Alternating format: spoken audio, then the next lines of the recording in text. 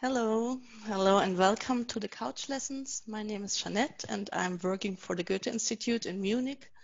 I'm very happy to see all these faces from around the world and I hope you have made yourself comfortable, maybe on a couch, maybe with a cold drink in your hand, and I hope that you enjoyed the music. It sounds like a composition by Antonio Vivaldi, but it was composed by a system called AMI, Experiments in Musical Intelligence. David Cope invented the system in 1980. It was based on the idea of recombination. Artificial intelligence was used to analyze existing musical material and create its new pieces based on them. So if AI can compose music and paint pictures, will it take over a deeply human capacity like creativity? This has been just one question we dealt with during our couch lessons. Every week, always on Wednesday, we invite experts from all over the world to discuss different aspects of artificial intelligence. The couch lessons are part of our project Generation A is Algorithm that aims to sensitize young adults for the challenges and the opportunities of AI. This project is funded by the Federal Foreign Office and organized by the Goethe-Institut, the worldwide active cultural institute of the Federal Republic of Germany. We promote the study of the German language abroad and we encourage international cultural exchange. With the couch lessons, we want to initiate a discussion outside the technology-savvy community. We want to question what AI is and what it could and should decide. We also want to ask if there is a way, maybe a European way, beyond surveillance and commerce, because a lot of developments in the field of AI are economy-driven so far. It's all about power and money, or isn't it? The Goethe-Institut deals with AI because this technology will have a huge impact on our society at different levels and in various fields. AI will contribute to a new revolution in human history, and it is already a part of our everyday lives.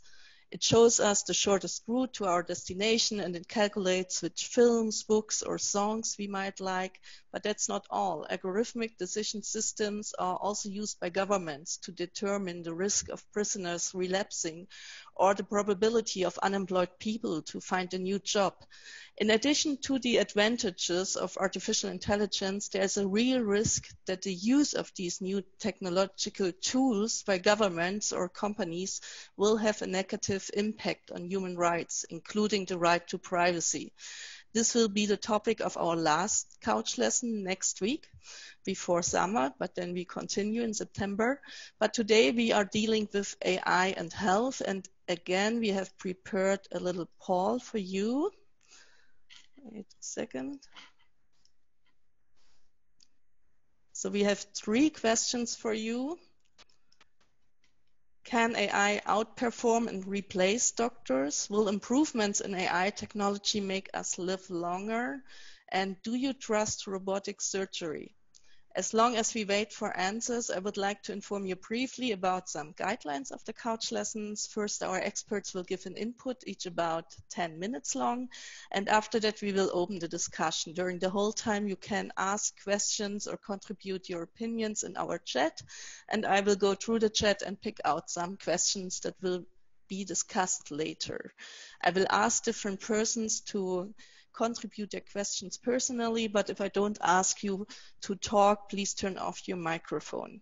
I also want you to know that the entire event is recorded, but we will just record the persons that are speaking.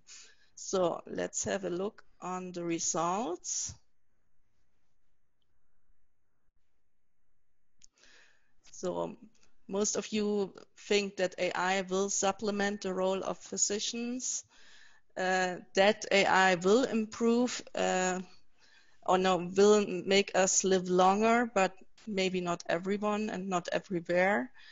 And yeah, half of you think that it's not to be the best to have a robotic surgery, but the other half is has another opinion. So we will discuss these points and other questions in our inputs, and I hand over to Martin, who is the moderator of the couch lesson and who helped me curating it. Thank you for listening. Yes, hello everybody. I'm Martin Törnqvist and I'm a curator and concept developer based in Malmö in the very south of Sweden. With us today we have Naomi Lee, senior executive editor at The Lancet, and Maxine Mcintosh from the Alan Turing Institute, and Frank Noe from Freie Universität in Berlin. I'm super excited to hear them share their knowledge and experiences today in this very important perspective to AI. Before we kick off, please keep on doing what you're doing in the chat and sharing where you're joining in from. It's always super fascinating to see that we have people from like Siberia, Bangladesh, London, Jerusalem, Naples, Egypt, etc., San Francisco as well, just to sort of give a good spread. It's truly amazing to have you all here, and I hope you will enjoy the coming hour with us. So in the very first couch lesson, the topic was COVID-19. It was May, and we knew even less about the disease than we do now. But already then, the three speakers agreed that AI technologies wasn't very well suited for solving the immediate challenges of the pandemic. The main reason being that AI is depending on large amount of data, in most cases at a scale where time is needed to accumulate it, meaning that AI needs historic data which is simply not accessible when dealing with a new virus. But what the panelists also agreed on is that AI can have a huge impact on basic research in the health field. And if it's one area that has been in the spotlight in the past months, it's healthcare, both on a systemic, clinical, and individual level. And let's also just thank all the nurses, doctors, and other caretakers that has been super instrumental in helping us all in this pandemic. Around the world, citizens and politicians alike are arguing for transformations in the health sector, for better pay for health workers, and for new daily routines for all of us. So when the pandemic is over, when it's time to refocus, what have we learned, and how can we expect AI to be of help in this transformation? That's going to be the topic for the first two speakers today.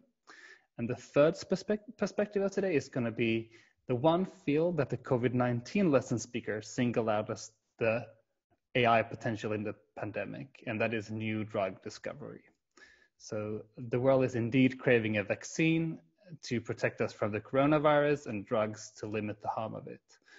Lots of resources are poured into the solutions, but what we want to figure out today is how AI is a part of developing such solutions. Super exciting topics, I think. So let's get started and jump into the first speaker. Naomi Lee, she's a senior executive editor at The Lancet, and before that she was the executive editor of their digital health section. Naomi is also the vice chair at ITU WHO focus group on artificial intelligence for health. Both ITU and WHO are United Nations agencies, the latter for health, and the first one for issues that concern information and communication technologies. It's a great pleasure to have you here, Naomi.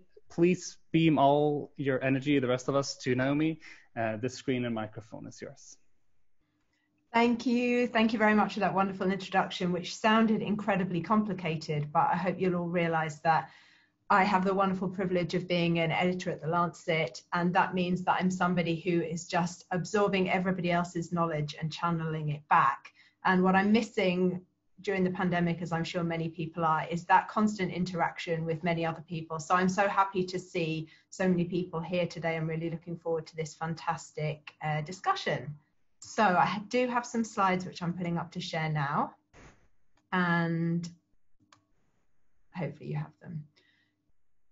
So I'd just like to give you a couple of words about the enormity of the task that I've been given here, which is in 10 minutes to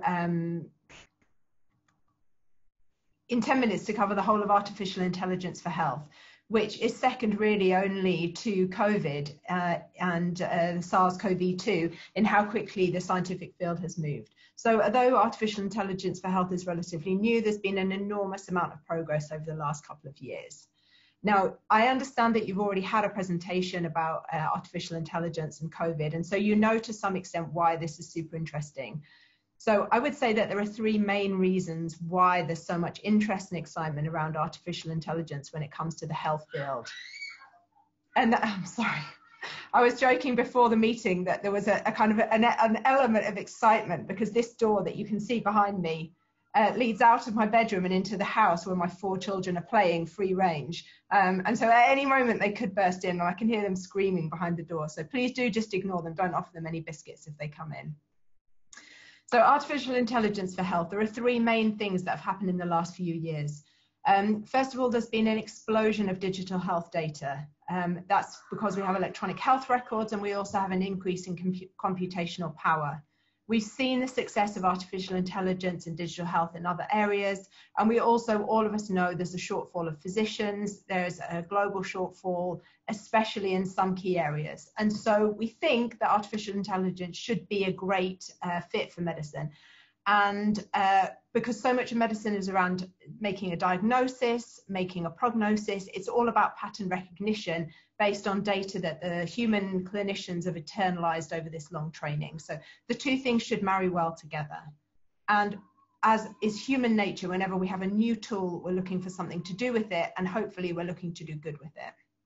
How does AI work? Now, I don't want to go into too much detail because I know that you already have a lot of information about this. But if you understand some of this, you can understand why it has some limitations when it comes to health. In general, AI solutions are created from a set of data, so training data. So training data goes into this box and various statistical models of different complexity happen, and that enables you to create a model. You can then test your model with test data against some kind of gold standard. So usually that's testing against the clinician's performance. And if the performance is good and you find that the diagnosis or the prediction that comes out of this model is good, then you can go ahead and use that on patient data. So you can see that to make an AI model in health requires a large amount of good quality data, that it needs to have some kind of ground truths. By that I mean a diagnosis or a prediction made by someone or something that we think is correct. And usually in health, we use the physician or the clinician as the gold standard, although obviously that has some limitations. And you can understand that where there are areas in health which have stronger or more data, then generally they are at the moment a better fit or have better performance when we are looking at artificial intelligence models. And so the actual artificial intelligence model itself is a big part of the question, but the data is also enormously important. And you can see here that I've used a black box, and I'm sure you've heard that word before. And that really describes how most of the models, we as clinicians or humans don't understand why the model is making that decision. So this is both a good thing because we think that the model can see patterns that human clinicians can't, but it's a bad thing because we're then putting in a position where we want to make predictions or suggestions to patients based on something that we ourselves can't understand, and so we can't see when the model might be making a mistake. In this overview, I wanted to draw your attention to a couple of interesting areas. So where artificial intelligence is already performing well or where we're particularly interested in it. So in 2016, there was a publication in JAMA, which was using some data both from a Google team and a couple of hospitals in the US, which was really where the kind of excitement in terms of really validating artificial intelligence and moving it into clinical practice came from. So you can see it's really a very kind of short timeline.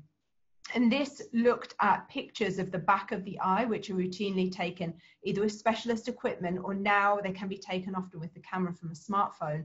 And looking at those pictures to see if you can identify diabetic retinopathy, which is a complication of diabetes. So the screening for diabetic retinopathy is something that we do in all patients which have diabetes. We know there's a huge burden of diabetes, especially globally, but that detection requires a specialist to look at these images of the back of the eye and work out whether or not there is retinopathy there. And so we now know that the AI models can do that from these images, but what we've learned over the last 4 years is not only can they do that, but they can also look at normal, what clinicians would describe as normal scans, and identify those patients that are going to progress, that the results are consistent across different populations, which is exciting, but also that using those retinopathy scans, you can actually look for other pathologies, so start to identify whether or not patients might have hypertension, how old they are. And all of these models are in early stage of diagnosis, but you can understand how amazing this is for clinicians, that you can take something that we thought was a sign of eye health and find these general indicators of people's health just from this scan. So you can see how this tool is very powerful. Moving quickly on, I'll just give you a couple of other examples. So you may or may not have seen the paper in Nature in January, which took breast images. So you'll know that in many countries we undertake a screening of women who are at high risk or who are older for breast cancer. And this generates an enormous amount of images, and these images are data rich, but they're also usually labeled. So a radiologist will look through those scans and mark them as normal or abnormal, requiring further investigation. So you can see that that's a big data set, and it's a data set that is ready because it also has a kind of ground truth by the physician as saying yes or no that this is at high risk. And so this is an area which is really ripe for artificial intelligence, especially because reporting is often done remotely. So you don't need the clinician to be there in the room giving the diagnosis. Another example of an area which is really exciting for artificial intelligence is to look at pathology. So this can either be taking biopsies and looking at slides under the microscope, or doing an endoscopy and looking at pictures that come from the endoscopy. And you can see some examples here on the slide, very small examples of endoscopic images. And even for a specialist clinician, it can be difficult to identify whether those are normal or abnormal. And so the idea is that the artificial intelligence model might be able to see patterns in those images above and beyond what a clinician can see. And so the performance could be even better. Beyond this idea of replicating decisions that clinicians make, I already gave you the example of the retinal scans. And so there's an increasing evidence that artificial intelligence can see patterns in investigations that we're already doing. So for example, an ECG, we now know that an ECG can detect anemia. And again, this is an example where we're doing ECGs all the time, and the ECG is then giving an indication of health, which is not what that test was done for, but it really is exciting to clinicians and kind of pursues this idea that there may at one time be a scan or a couple of scans or investigations that we can do, which give an idea of your general health above and beyond those very specific targeted investigations. The other thing that AI is starting to do is to derive new subsets of disease, and this is where we get this concept of personalized medicine. So we know when patients have cancer, not all of them will respond to the same treatments, and often we don't know why, and we can't identify the patients that will either progress or not progress. But we think that AI may be able to see patterns in data, in big data sets that clinicians can't see, and so be able to target therapies towards patients that will respond better to them. I've given you some examples there of very kind of clinical focused decisions. I know that we have a presentation on drug discovery, but you'll know from media reports that there's also interest in using artificial intelligence to do natural language processing. So lots of medical data is very unstructured. It's kind of free text, clinicians' notes, even when it's in an electronic health record. And up till now, when we think about medical evidence, we're often confined to very small data sets. So trials include examples of only 100, 200, a big trial might be 500 patients. But using natural language processing and an electronic health record, we can pull out large sets of patients who have a particular word or particular phrase captured in their notes, and then investigate those patients or try and look for patterns in that data. There's also ideas that artificial intelligence in a more low-risk scenario could be used for patterns of bed occupancy or attendance, and that might be a way of introducing artificial intelligence to the health setting without the risks involved in using it on patients initially. And you'll have seen an interest in prediction of outbreaks, and I'll explain to you in just a moment why that's very difficult to do. So I've explained why this is such an exciting field, how new it is and how quickly progress has been made, but it wouldn't be right to leave you with a very kind of positive view because there are lots of weaknesses. The first is that although you've seen some of the really kind of staggering examples of what artificial intelligence can do, much of the evaluation has really been done by looking at accuracy. So, for example, taking that test data set, feeding it into the model, and looking at the number of cases in which the outcome agreed with the clinician's outcome. And often that accuracy can be very high, and we feel very kind of excited and reassured by that. But we know as a medical community from other interventions that when you use those interventions in a real world setting, there can be unforeseen consequences, or there can be false negatives or false positives, which can be very damaging. And so there are very few, almost no studies of artificial intelligence being used in a real world clinical setting in a randomized way, which is what we in the health community would normally consider the gold standard for adopting a new intervention like this. You'll understand the limitation of a model which is based on historical data. So if you use the example of the pandemic, you could have a huge data set and look at that data set to try and make predictions about how likely you are to contract COVID, and if you contract it, how likely you are to die. But you'll know that things are changing very quickly. So now in the UK, we've just introduced mask wearing and we're reopening. And so if I wanted to make a prediction of my personal risk, which is based on the data we have so far, well, that data doesn't account for the fact that we now have at least one positive treatment, that people are now amending their behavior, that we're unlocking, so the risks might be high.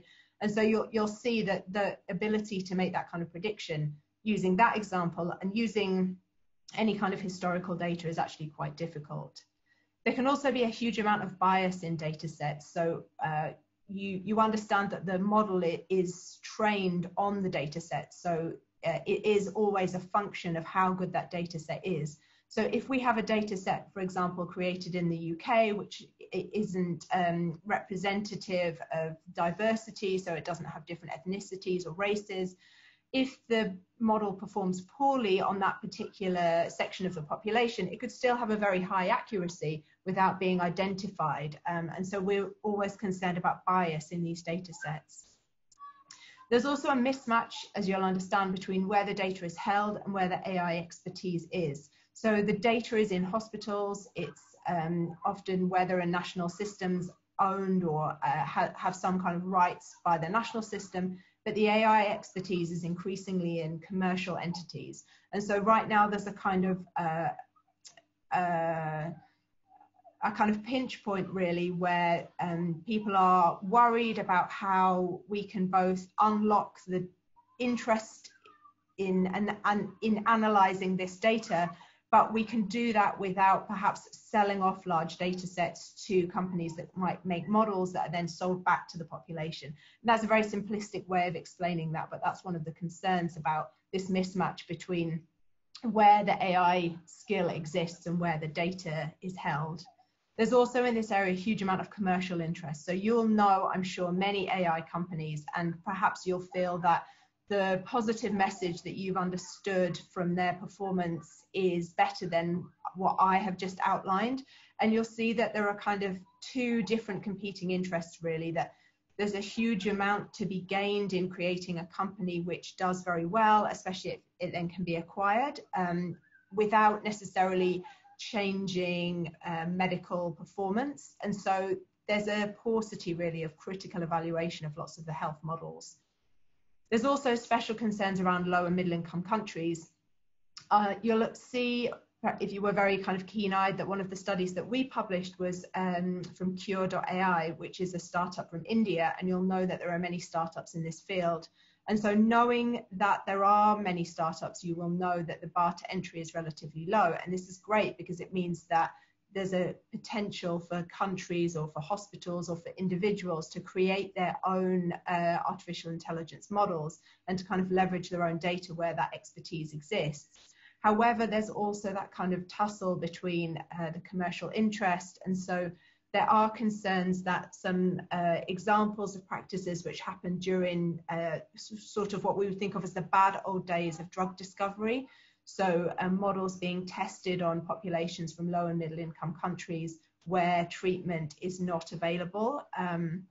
there are concerns that that is happening within this field. So it's a really interesting idea to see where data comes from, especially when there are lots of data from low and middle income countries, and what that can be used for. And also to understand AI within this kind of geopolitical sphere. Jeanette, you said at the beginning about the Europe, the US and China, and you can see that all of those kind of geopolitical entities come with different ideas about how to use data and how to pull data, and therefore how to create exciting models. So I'm going to finish, because I can never finish on a negative note, by saying hype versus hope. It's just such an overused analogy, but it fits so well in this context. I think you'll understand artificial intelligence is another tool. It's got strengths and weaknesses. It's potentially very powerful, but realizing the benefits is about much more than a technical advancement. We probably technically are already in a position to use artificial intelligence for many of these health conditions. However, when we think about data, privacy, protection, bias, evaluation, the geopolitical tensions of using health data, there are so many issues there that are non-technical that need to be resolved before we can safely leverage the benefits of this tool. So I'll stop there, and hopefully I've managed to give you a run through more or less in the time available. Thank you so much, Naomi. We'll invite you back at the end for the Q&A. Everybody, please ask questions in the chat, and we'll make sure to incorporate them in the discussions after the talks. And now to our second speaker. Maxine Mcintosh is a research associate working between the Alan Turing Institute, the Health Foundation, and the University of Oxford. Her work involves applying machine learning methods to large administrative NHS datasets. And the NHS is the UK's publicly funded healthcare systems. Prior to this, she completed a PhD on early signs of dementia in electronic health records. She's also the co-founder of One Health Tech, a large community supporting diversity in health innovation. It's a privilege to have you. Please welcome Maxine Mcintosh. The screen and microphone is yours. Perfect, thank you. I feel like Frank and I have got the easy task, because it's always very difficult to summarize a whole field. So I think that was amazing from Naomi, and I feel very lucky to not have had to do that task. So thank you for that. I want to kind of touch on and kind of dovetail on from a number of the great points that Naomi made. I want to start by a really important scene from Mean Girls. I hope a number of you have seen it. It is now comparatively quite an old film, but there's a scene in it where Karen Smith, who is unfortunately blessed with many good traits, but intelligence is unfortunately not one of them. And she there's a scene where she says that she can tell the weather by feeling her boobs.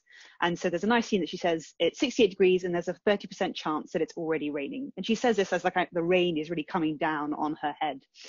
And for me, this really perfectly represents a lot of kind of the sorts of machine learning and AI tools and models that get built at the moment, and why actually, if we really want to think about predictive and preventative healthcare, we've got to think a little bit more carefully about the sorts of data that we look at when we want to do predictions.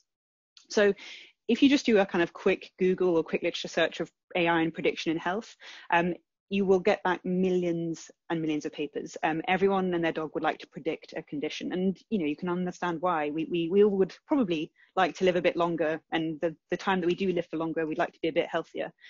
So it is quite helpful for many of us to kind of know when and in what way we could be getting unwell. Now, this is, as Naomi said, this has actually been a sort of slightly recent phenomenon for us to be able to do this in health at scale. And this has been largely down to, as Naomi said, this kind of massive increase in electronic health records that have been taken up globally, but particularly in high-income countries. So certainly in the UK, primary care doctors, about 98% to 99% of primary care doctors have digitized electronic health records. Now in the UK, we have a thing called the National Health Service, which means everyone has access to this service. So it does mean that we have, depending on which jurisdiction within the UK you're looking at, we have potentially access to 60 million people's records under ostensibly one banner. And so this is an amazing resource when we want to start to look at health and disease across a whole population. So many of us won't have kind of thought about electronic health records as a resource to look at, and that to think that there are people like me, data scientists, who are going in there and looking at the data after you've gone and seen your GP.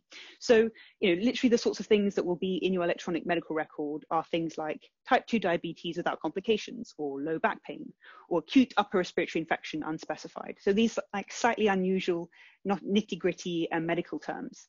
Electronic health records are obviously not without their own sort of slightly unusual characteristics. You can also get quite unusual codes like pedestrian on foot injured in collision with roller skater, subsequent encounter, or a personal favorite of mine, which is you can literally have your electronic health record, you can have coded that you walked into a lamppost, subsequent encounter. I'd be pretty embarrassed if that was in my medical record, I'll be honest. I think you probably just want that to be said and not coded forever. So when people like me get medical records, this is a bit what it looks like. Obviously, this is not a true medical record. This is just a thing I quickly hashed together. But this is kind of what it looks like. And it's a really amazing resource to then take these data, literally that arrive, in my case, in really large Excel files from our National Health Service, and run models over this data to do exploratory and ultimately, hopefully, predictive analyses into the data. So the thing that I was specifically working on in my PhD was around whether we can find early indicators and early detection of dementia. So many of us will know that as time goes on, cognitively, we get a little bit less sharp. Most people do, but some people do even more so. And that's a condition called dementia. And unfortunately, many people only get diagnosed at the point at which your cognitive health really starts to decline. So often that's things like memory loss. So forgetting things is, I think, what most of us would see as synonymous with dementia. But it can also be kind of personality changes, or agitation, or aggression, or other sorts of mental health disorders, or depression. Now, it's a kind of quite a legitimate question, which is, why would you want to know? Because at the moment, unfortunately, in dementia, there is no cure. So in some respects, knowing early can help the health system, can help your GP plan a bit earlier. There's lots of administrative tasks involved when you get a diagnosis of dementia. But that kind of makes sense for maybe knowing a year or two before you're usually going to be diagnosed, so you can plan better. But it starts to get a bit unclear if you want to know 5, 10, 15, 20 years before you're diagnosed. And it's a personal decision about whether people want to receive that sort of information that early. Every other day there's a new bit of information that says, alcohol is good for dementia and alcohol is bad. And so you don't want to spend the next 20 years worrying every time you have a glass of wine. So I just ran some exploratory analyses in these medical records, and lo and behold, I found that cognitive decline is a really good indicator of cognitive decline. So when you start to find that, things like depression, things like panic, things like other mental health disorders, in all those lines where you see a purple tick go up, it's that there's a massive, massive increase just before dementia diagnosis of those sorts of signs and symptoms. So then this calls into kind of question. We don't want to be looking at signs that we know are synonymous with late stage conditions. So we want to look even further back in medical records. We want to look at people's entire life course of medical data.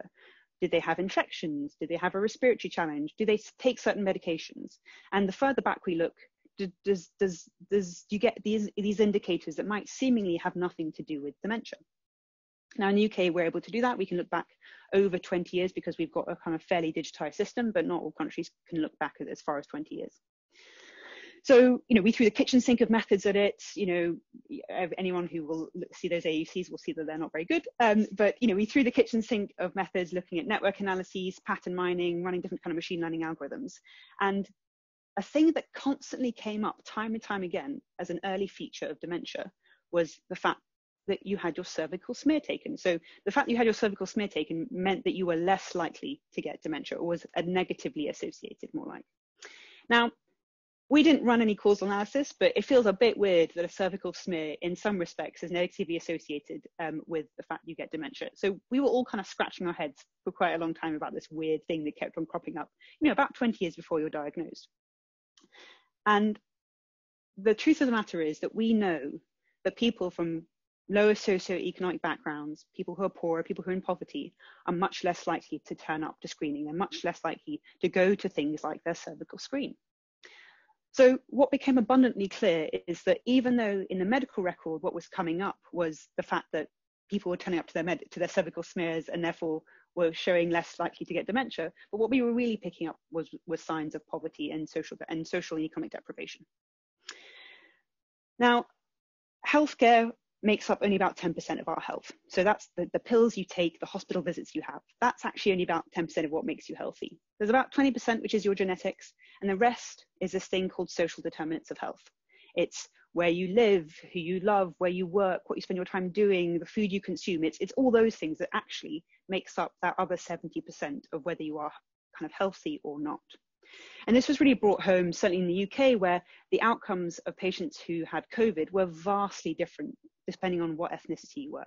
So in the UK, we saw abundantly that if you were male and black, you were up to 5 times more likely to die from COVID than white counterparts. Now, of course, it's not that being black makes you more likely to die. It's the fact that ethnicity was acting as this kind of umbrella that was synonymous with social deprivation. So then we've got this big issue, which is, how do you really capture this social determinants of health data? You know, in AI, we're running all these models on these electronic health records. We can tell you loads of stuff about when you're sick and when you're diseased. But the moment we start to want to think about the things that contribute to whether you're sick or healthy, we actually don't really have that data. We don't collect it at the scale at which you can really analyze and using any of the sorts of methods that Naomi was introducing. However, one thing that has become really clear is that there are lots of big companies out there that like to collect really, really boring data about us. So these are the big telco companies. These are the online cookies companies. These are the banks who have digital cards. These are the streaming services. They effectively are constantly collecting data about you that is effectively on your activities of daily living. It's your kind of mundane day-to-day data. But that mundane day-to-day data tells you a huge amount about what we call your social determinants of health.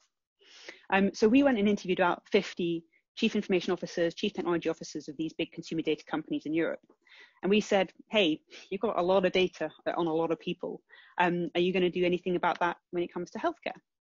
Now, most people and most companies said, no, you know, we are a bank. Why on earth would we use our data for health? Fine.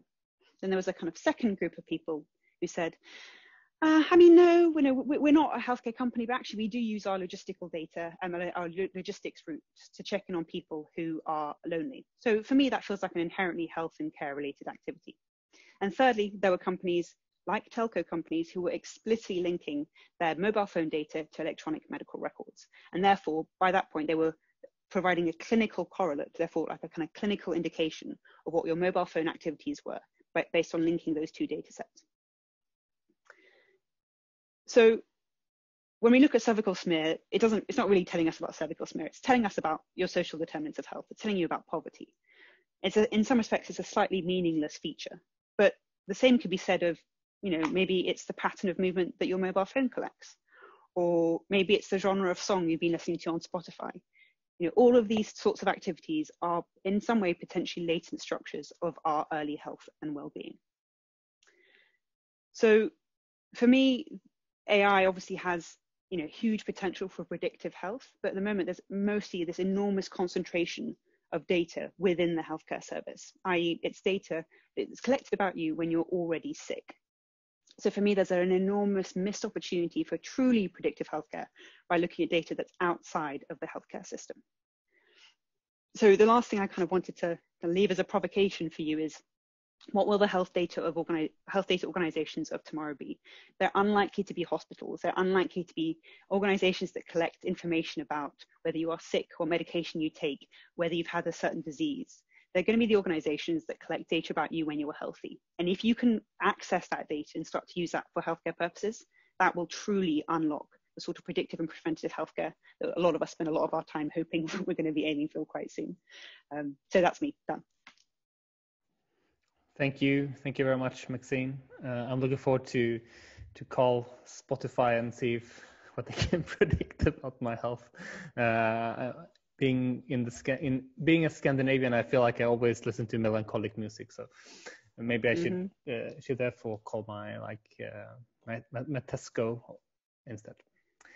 Let's see. Thank you so much. There will be some questions for you in the Q&A. Now to our third speaker and last speaker, and that's the perspective of drug discovery that I mentioned before. So Frank Noe is a professor for mathematical modeling in the life sciences at Freie Universität in Berlin. where he's also the head of the AI for Science group, an interdisciplinary research unit active in the development of machine learning methods for physical sciences. It's wonderful to have you here, Frank. Please all give your hands, put your hands together for Frank. I know the screen and microphone is yours. Right, thank you very much. I hope you can see my screen. Yes. So thanks Martin, Jeanette, and the other Goethe-Institut folks for organizing this and having me. And thanks a lot to the previous speakers, so Maxine and Naomi, for giving great talks. I'm glad I only have to talk about AI in drug design and not in the other aspects of health. So I want to start with this movie. I'm sure many of you in the last couple of months have been affected in many ways by this little fellow here. This is SARS-CoV-2, the virus that causes COVID-19. And we are now looking at a molecular representation of the so-called spike protein. That's a protein on the surface of the virus. And it's basically a huge molecule. So the white things you see here are atomic representations, and these red parts are simplified representations of how the protein structure looks like. We call this a cartoon representation. It's basically just so that you can actually see something in this ball of atoms. And this is something we call a drug target or a druggable target. It's a protein that we may be able to develop a drug, so a pharmaceutical, to work against it. But this is not the only possibility. We can also drug, for example, host proteins. So proteins that we humans naturally have, but that are hijacked or somehow abused by the virus in order to initiate cell entry, such as these two, TMPRSS2 and ACE2. Those are receptors on healthy cells, and the virus needs to interact with them in order to initiate cell entry and then infecting the cell and replicating itself. So if we can block them somehow, we can perhaps inhibit the virus. And the idea behind this is that one of these proteins, like this TMPRSS2 protein here, has a certain three-dimensional structure, so atoms in space. And if we can now define or design a molecule that really likes to bind to this protein, so it likes to stick there, basically more than the virus protein likes to stick there, then we can break this connection. And now the first question in trying to design a drug is, what is this protein structure? What is the target structure that we are trying to design a small molecule to bind to? And that's actually a very difficult problem in many cases, because in some cases we have an experimental structure. In the example of this protein I've shown you, we don't have an experimental structure, but even if we have an experimental structure, it's just a small part of the truth, because proteins are extremely flexible. So this is a movie of a protein moving at room temperature, basically, and this is basically what these guys do all the time. So it's moving around a lot. The structure is very flexible, and on the left side you see how it switches between different states that represent different structures or groups of structures. So this is like a map of how the protein changes its structure over time. And we can simulate these different structures and structure changes, but unfortunately, it's obscenely expensive to do that. And this is an example of a typical simulation system. So this is two small proteins. We simulate their atoms and the movement of their atoms in time. Even for a small system, we have like 100,000 particles to simulate. And if we simulate such a system on a state-of-the-art graphics card that you can also use to play the latest computer games, then in 1 week of simulation time, you can simulate the real-time equivalent of 1 microsecond. And you see, you can simulate a little bit of movement in this time. The time it takes for these two proteins, or a protein and a drug, to bind, to find and bind each other, is requires a simulation time of about 1 year and a time for them to come apart again, because this is supposed to be a stable complex, is the equivalent of 1 million GPU years. So we are in deep trouble here. And AI can help to make this problem feasible. So for example, we can do simulations on a supercomputer or on a compute cluster, harvest that simulation data with a machine learning model, which essentially identifies the states that are visited in the simulation, couple that with a reinforcement learning system. So that's a learning system that's used, for example, by Google DeepMind to learn playing Go. And then couple that back to do new simulations to find iteratively new states of the proteins and new structures. And although this makes the problem feasible at all, it saves effectively a factor of about 1 million in the computation time that we need to run in order to assemble these results. It's still very expensive. And one way of expressing this is to say, well, we need a couple of GPU years, a couple of compute years to do these simulations, or we need to spend 500 gigajoule of energy. So if you're wondering what is 500 gigajoule of energy, the combustion energy of a Saturn V rocket, so that's something you could use to propel a 50-ton payload to the moon, that's 1500 gigajoule. And I'm not saying don't do simulations anymore because they're bad for the environment. They're extremely important for science. And there are other ways where we spend much more energy than this, for example, flying around or using cars. But there's a lot of room for improvement here. And again, one approach comes from machine learning. There's this field called generative learning. And the idea of generative learning is that we train a machine, for example, a neural network, to take noise, random noise as an input, and we learn to transform these simple noise variables into something that we are interested in. For example, samples of human faces of celebrities, if that's something we happen to be interested in. And these are real samples of such a generative neural network that has been trained on a celebrity face data set. So these samples are actually produced by sampling random noise, putting it through the network and generating these faces. And although none of these people are real or exist, they certainly do look important. So probably the neural network has learned something here. And so in my lab, we are working on making these approaches usable for generating protein structures in order to not rely on these very expensive simulation methods anymore. And in the last part, I want to say a few words about, okay, given that you have some knowledge about protein structure now, how can you design drugs that bind well to them? And drug discovery traditionally is this painstaking process where you spend 15 years and over $1 billion, and then maybe at the end you have one drug.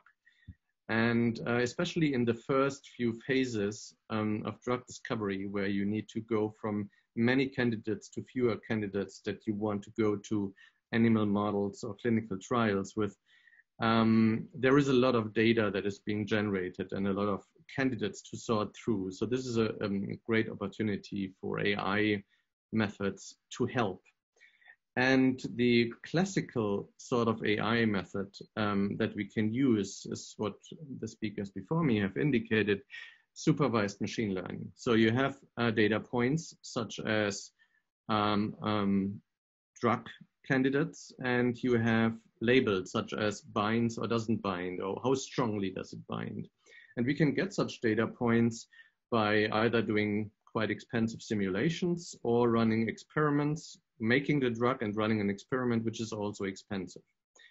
And now in 2 dimensions, as you see here, making these decisions or these predictions are relatively easy, and you can get away with maybe a few hundred labels. But in order to characterize a drug molecule, you need hundreds or thousands of dimensions. So it's high dimensional data. And you would need millions of labeled samples to make a really good prediction. And we cannot afford to do that because it's simply too expensive to get the labels. And what comes to the rescue here is what we call semi-supervised learning. So that means we're using essentially a lot of data in order to learn where the data really lies in the space of all possible drugs or images or whatever we want to characterize. So in this example here, you see data that are shown in 2 dimensions, but they lie on spirals. So really they're one-dimensional data. So if you can use all of the data to understand that there's a one-dimensional structure, then it's much easier and you need many less labels to learn, for example, the distinction between red and green in this picture than if you would work in 2 dimensions.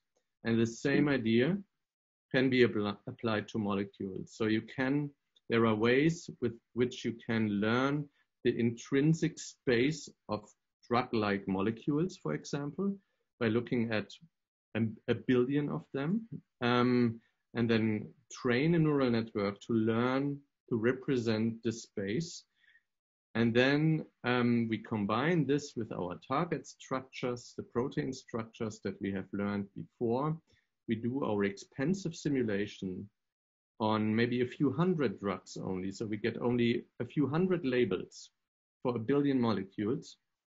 And now we train to predict in this lower dimensional space and then refine our drug candidates. And this can be straightforwardly combined with actually doing experiments. So we make predictions with our AI, we synthesize compounds, test them, and feed them back and learn again. And to really close the loop, you can then actually employ robots which do these experiments and that learn online while they're doing these experiments. And if you're now thinking, oh my God, there goes my job, don't fear, because we need a lot of domain expertise from chemists, biologists, etc., to train and supervise these methods.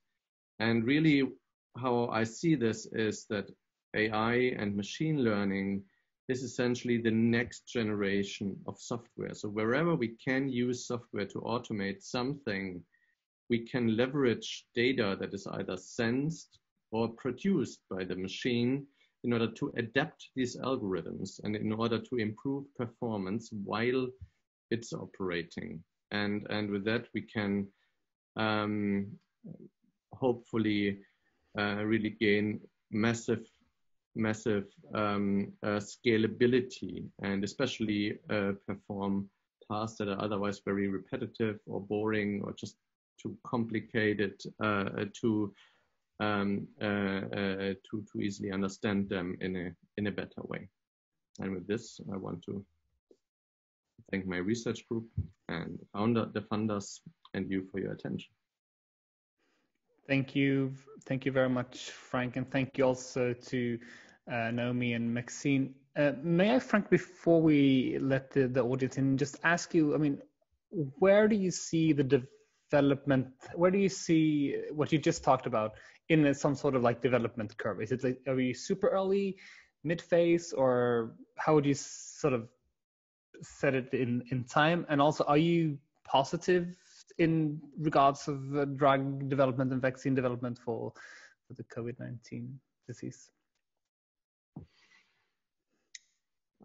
Okay, so I would say we are sort of in a mid-phase in the technical development. I mean, we have seen an incredible increase in the number of papers and methods for AI and especially deep learning in the last couple of years. There's still a lot to do in the practical use of all of these because I think the hype is a little bit saturating now, and we cannot easily get away by just doing things that were done differently now with a deep learning method.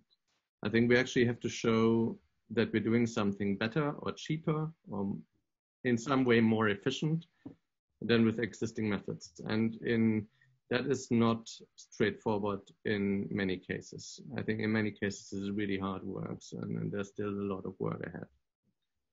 For COVID-19, I think there is I'm not an expert in vaccines. There is a lot of evidence that we can get vaccines that give immune response, but what's not clear at all is how long-lived this immune response will be, and whether it will be a lifelong vaccine, or whether we'll need something like for the flu, something new every year.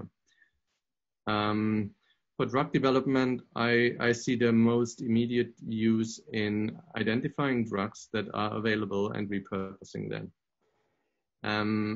Because that's something that can help us in a short time scale. Everything else, even if we can fulfill this promise and speed things up with machine learning a lot, we are still on a multi-year time scale, and a multi-year lockdown or even restrictions is not anything any of us wants.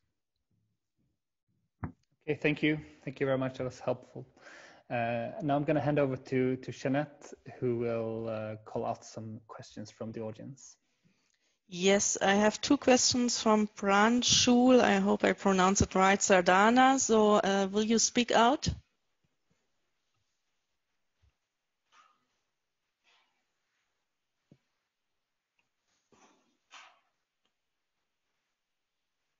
Pranshul Sardana. They say they're muted by the host. Ah, I will change this, sorry. Now you can unmute yourself. Yeah, hi. Hi. So I have a couple of questions for everyone. Okay, let me read what I wrote. Terminology. Yeah. So one thing which I am seeing from other physics-based neural networks is that people are actually trying to use the knowledge they gained over like last decade or so, or like last century, to use this knowledge as a base for learning of neural networks. So medicine is also an old field, and are there any architectures there which use knowledge from a pathologist or a radiologist before like as a guiding for the training process?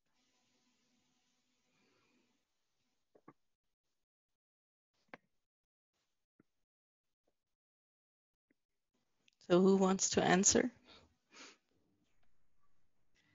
I could have a go. So I think you're saying, I think there's two ways that can be done. So first of all, like Frank alluded to, most of the machine learning that's done in health is supervised. So that's where we have a data set and there is an answer, like a ground truth already. So for example, for the images that I showed, we have a set of images and some of them are labeled as positive or cancer, and some of them are labeled as negative. So that's one way that specialists input. Another way that specialists can input is in interpreting what the findings are. So Maxine gave that great example of a result coming up which is either already known, so it's not very interesting, or it doesn't make sense in that setting because actually what you're showing is that it's a proxy for something else. So I think we know that for machine learning to be done well in health, you need to have the input of a specialist to interpret what's found, and where that doesn't happen, the results often are meaningless. Yeah, and just to add on to that, with an example. So the electronic health records are really, really messy, and it's not just a matter of like taking the codes out and then building a model. So for example, it took me a year to do a thing called feature engineering, which is whereby you clean the different types of data that you have and you put it into kind of clinical buckets. So a whole bunch of different types of electronic health record codes will usually represent a similar sort of clinical entity, but machines can't tell you that. You kind of really need a clinical specialist to say, actually, these group of codes all bunched together and kind of represent the same disease. And the way in which that can be done can massively change the way that your results end up, the results that your models create. And that took a year for me to do just that, like one little bit of cleaning and putting data together that I would have never been able to do had I not had lots of primary care physicians, GPs, next to me saying, this is why we would have coded this in this case, this in another case, but actually it means the same thing clinically. So what you mean to say is that there is some degree of feature learning which we can use before feeding the neural network something. So maybe we can make some bounding boxes and crop some specific sections, which we think can be more important for the network to learn. I think it's there's a point to be made, which is lots of people like to focus, in my opinion, I view lots of people like to focus about like exactly how the model works. And one, Frank alluded to this, but it's like a paper that lots of people like to write. I've written one myself like this, so I'm not going to lambast everyone, but you kind of compare different types of models, one against one another. You have a logistic regression as your benchmark, and you just add increasingly more complicated models. And time again, the logistic regression, i.e. the most kind of basic baseline model, outperforms the more complex models. And that's because the type of medical data often you put into these models is the rate limiting factor. So you get much more value thinking really carefully about the way in which you're putting data in, how that data is curated, how it's cleaned, how it's feature engineered. That will create a much bigger difference in the results of your output, well, usually compared to like tweaking models to the nth degree so you can optimize an AUC to like 0.0000. So it's more about thinking where you want to put your attention in when you're designing these types of models or designing these tools.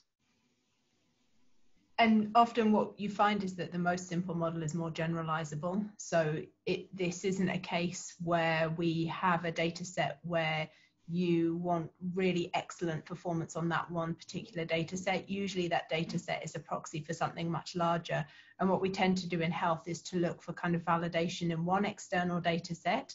And what you often find is the performance in that validation data set is poor. And then if you go, the more different the data set is, the worse the performance is. And so it's always an interesting question when you think about AI in health, how kind of local you want the performance to be. So whether you want the performance to be excellent in your hospital, in your country, or whether you want the performance to be good over a larger area. And that depends to some extent on how good a fit the model is to your particular data. So I am also like quite skeptical about validation data sets. Like in engineering community, we don't generally know, we don't have the domain knowledge to interpret everything. So we can surely miss that the training and the validation data sets can be biased by themselves. So how can you ensure that these data sets are unbiased and then the model can and the algorithms can learn on top of it? So I guess I have, and there's a couple of people who asked about biased data sets. I feel very strongly against the use of that word because data sets are not biased. They like, or a different way of thinking, there's no such thing as an unbiased data set. Data sets will represent the environment in which that data is collected. What will be biased if that model is then applied to a data set that is not biased in the same sort of way. That's when you basically have problems. So a really good example that we're thinking really hard about in the UK is that whilst we're sort of 15% ethnic minority, in the UK, in London, we're 40% ethnic minority. And so if you're building models that are nationally representative for COVID, based on ethnicity, you're going to get very, very different performance if you're doing it just in London or if you're doing it nationally. And that would be an example of like where bias could be a huge problem.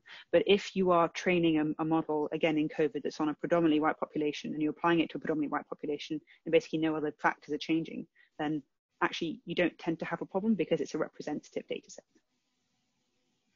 is my opinion. Yeah, I mean, sorry, just to add to that, I think what we don't know at the moment is how generalizable models are. So usually in health, we use lots of models already, but generally they're quite simplistic. So if you think about the Rockall score for gastrointestinal bleeding, everybody uses it. But if you go back and look and see how that was validated, I think it was just done on one external data set in a pretty similar population.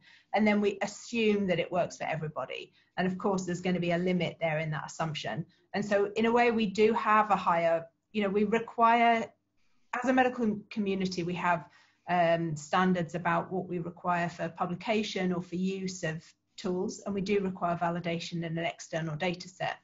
But as Maxine says, what that means in terms of the bias and how representative it is and where you can use it are all kind of interesting and different questions. Okay, I would like to hand over the microphone to Nelly Hernandez. She had a question as well. Yeah, well, it seems that I've seen that AI is just focused like in some areas, so I would like to know like what kind of areas are the most likely to like be replaced by AI. Like I know that they cannot be replaced at all, but it will be interesting to know what kind of areas will be like the most affected ones and what AI has done in other kind of specializations such as dentistry. I think I haven't seen like very advanced in technological field up in this area for dentistry, I guess.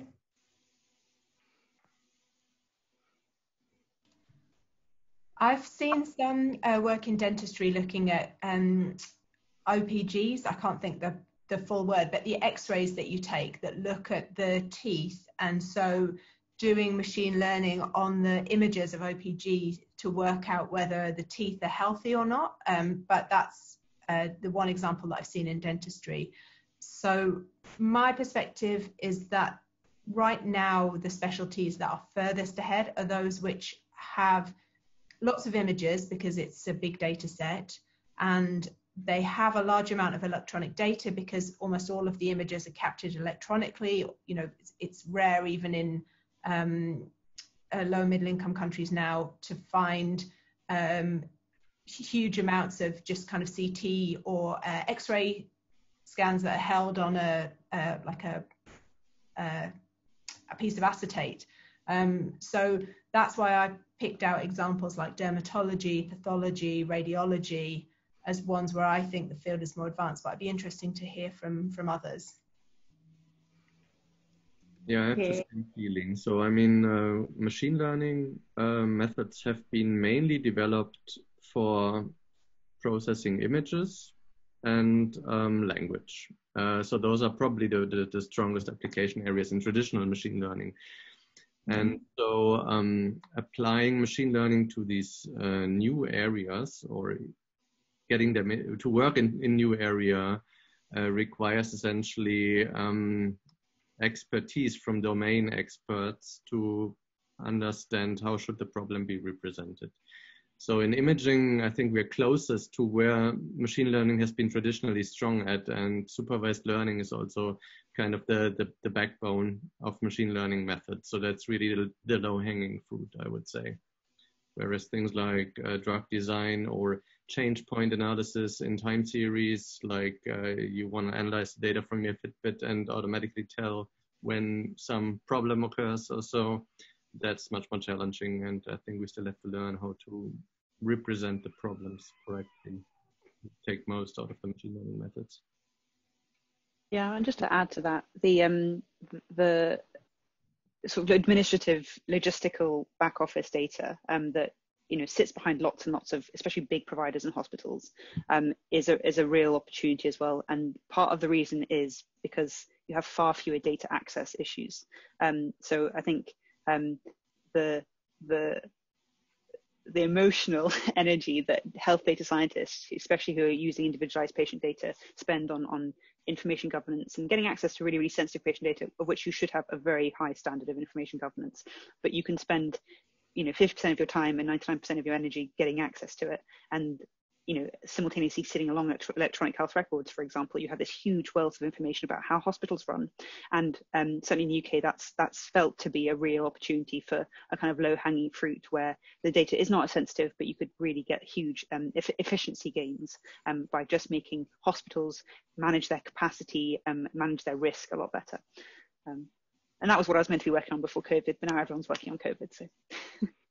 And just to sort of elaborate on Maxine's point about access, when you look at COVID and you look at the papers that are coming out, they're actually based on relatively small sets of data compared to the millions of people that have had COVID.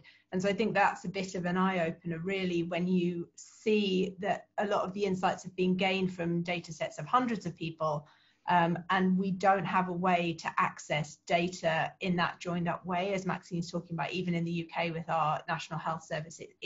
It's logistically difficult to unlock the kind of insights of the data, and that is partly privacy preserving, but we don't, we're sort of limited really in what we can do. So regarding the time, I think there is just time for one other question, and this comes from Azaba Hussain. I hope I pronounce it right. So do you want to take the floor? Azaba? Thank you, ma'am. It was a nice presentation to all of the presenters. And yeah, you pronounced it correctly. Now, I would like to ask you that you have been telling me about the development of drug and the role of AI. Now, we know that in terms of development of drug, there is a headache called antibiotic resistance, which we will be facing in the future. So what do you think that using AI, how can we improve it, or how can we predict, and how can we prepare for that which is coming, that antibiotic resistance? Thank you. Yeah, I think that's a very important point. So actually, one of the chances that we have with automating these methods is that we can start developing at least drug candidates for issues that may not yet be so financially lucrative for big pharma to go into. And I think antibiotic resistance is certainly something that's going to be a huge problem. But I think in the past it hasn't been a big enough problem so that big pharma companies were willing to bet a large amount of money on it. So there is very nice work from my colleague Regina Barcilay at the MIT, exactly on this topic. Very beautiful Cell paper. So I recommend to look into that. So she has used AI methods in order to develop basically new antibiotics that are effective against multi-resistance bacteria. And the kind of to complement that, you'll know that when you have symptoms that are suggestive of a bacterial infection, you go to the doctor and they will give you the best guess antibiotics, and they will probably take a sample at the same time, but that sample then takes 2 or 3 days to come back, based on which you might then refine the choice of antibiotic based on the sensitivity or the identification of the organism.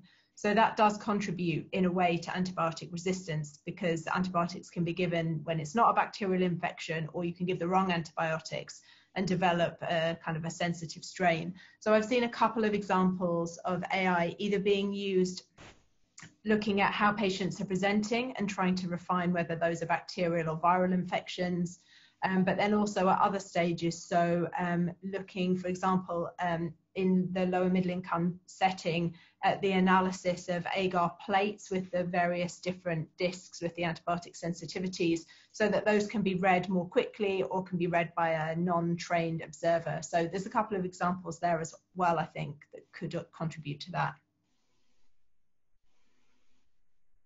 So I think we have come to an end. Thank you, Naomi. Thanks, Maxine and Frank, and also Martin, my colleagues, and all of you. And I would like to draw your attention to the upcoming couch lesson about AI and privacy. In September, the couch lessons will be continued with lessons about AI and peace, AI and intimacy, or AI and democracy.